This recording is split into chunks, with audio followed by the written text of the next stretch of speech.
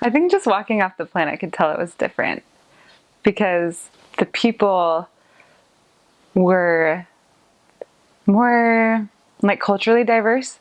And so, and they talk different. And it seems like people were more,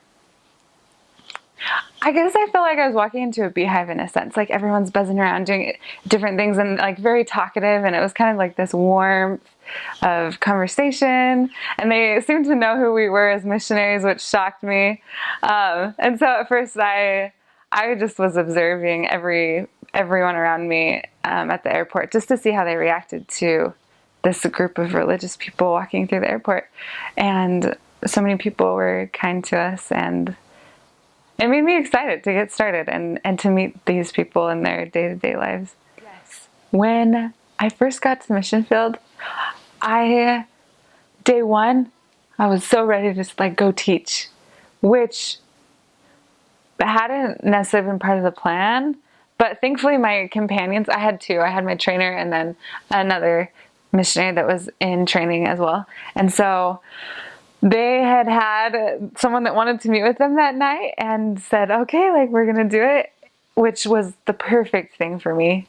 I do believe and have experienced that Heavenly Father knows his missionaries, because we just got to go right out and start teaching.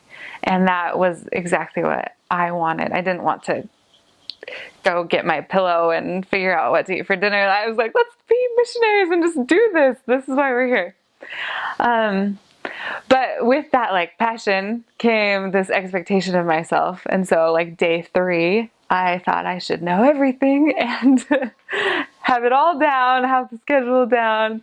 So I think that like first 2 weeks was a little intense because of that like desire to get it all right and be proficient at it. But if I was to be honest, like even by the end, I couldn't say that I was the perfect missionary. Like I never mastered every principle, because I think to be the perfect missionary, you'd have to be the perfect person. And so my advice would be to try to understand or see things the way that God sees them, and like God's expectations of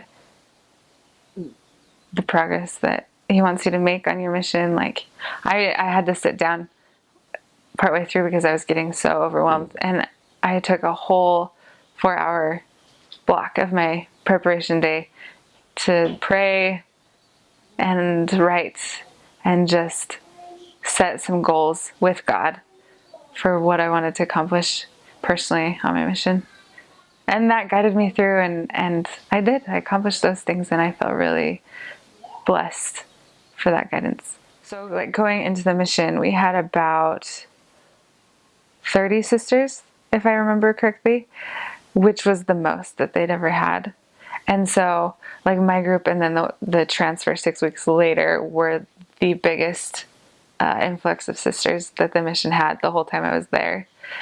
And it added a new energy. It was really fun to watch because, well, let's just use like the clothing as an example. The elders are in like their black and white, right? But then you like have all the sisters come in and it's like oranges and turquoise and purples and pinks, and I feel like that kind of matched the feeling of it, just observing, because when an area had both elders and sisters, they approached the work differently, and like the members could utilize the strengths of both the elders and sisters depending on their friend that they wanted to introduce the gospel to.